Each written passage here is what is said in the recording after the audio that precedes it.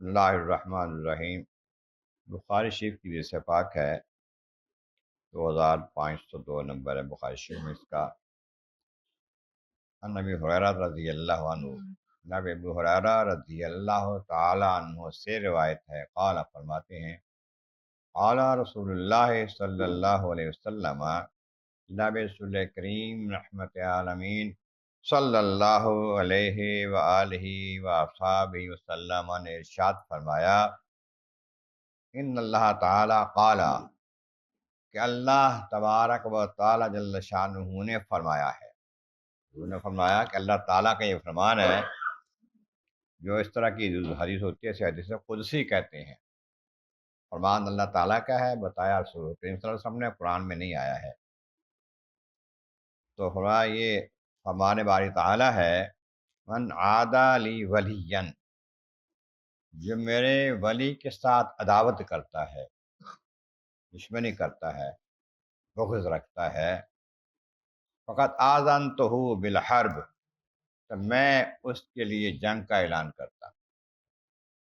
میرے ولی کے ساتھ، میرے دوست کے ساتھ جو دشمنی رکھتا ہے، عداوت رکھتا ہے، میرا اس کے ساتھ اعلان جنگ ہے، اللہ تعالیٰ کا فرمان ہے۔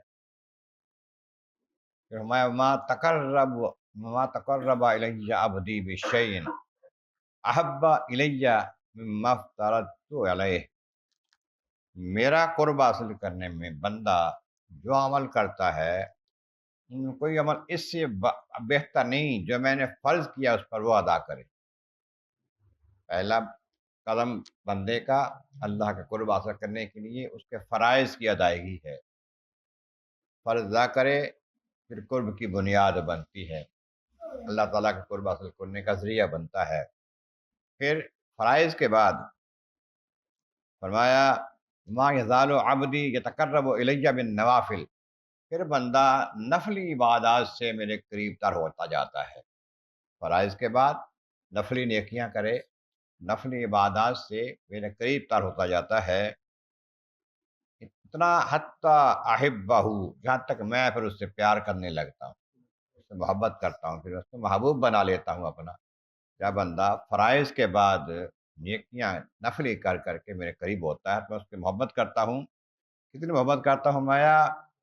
کنت سامعہ الذی یسمع بہ، میں اس کی سماعت بن جاتا ہوں جس سے وہ سنتا ہے، کان سننے کا ذریعہ بن جاتا ہوں جس سے وہ سنتا ہے، وبصرہ الذی یبصر بہ، اور اس کی آنکھیں یا اس کی نظر بن جاتی ہے جس سے وہ دیکھتا ہے، ویدہ الذی یبطش بہا، یدہ التی یبطش بہا، وہ اس کے ہاتھ بن جاتے ہیں جس سے وہ پکڑتا ہے، ورجلہ التی یمشی بہا، اور اس کا پاؤں بن جاتا ہوں جس سے وہ چلتا ہے۔ معنی یہ اللہ تبارک و تعالیٰ کی ذات اس چیز سے پاک ہے کہ وہ ہاتھ پیر کان ناک بنے، لیکن اس کی خاص قدرت کی جو طاقت ہے، خاص نور ہے، وہ بندے کے نظام میں آ جاتا ہے، پھر وہ بندہ اللہ تعالیٰ کی عطا سے خاص دیکھتا ہے، دور و نزدیک دیکھ لیتا ہے، دور و نزدیک سن لیتا ہے، جس حضور کریم کے بارے میں کہتے ہیں دور نزدیک کی سننے والے وہ کان لال کرامت پہ لاکھوں سلام، دور نزدیک سے سن لیتا ہے اللہ کی اس عطا سے۔ اسی بات اللہ کے بندے جب کوئی مسئلہ ہو آنکھیں بند کر کے عرش پہ دیکھ لیتے ہیں، لوح قلم پہ دیکھ لیتے ہیں، دور و نزدیک دیکھ لیتے ہیں۔ سیدنا عبد القادر جیلانی غوث پاک کا فرمان عالی شان ہے، میں نے اپنے ہاتھ کی ہتھیلی پر اللہ کے سارے ملکوں کو دیکھا جیسے رائی کا دانہ ہے۔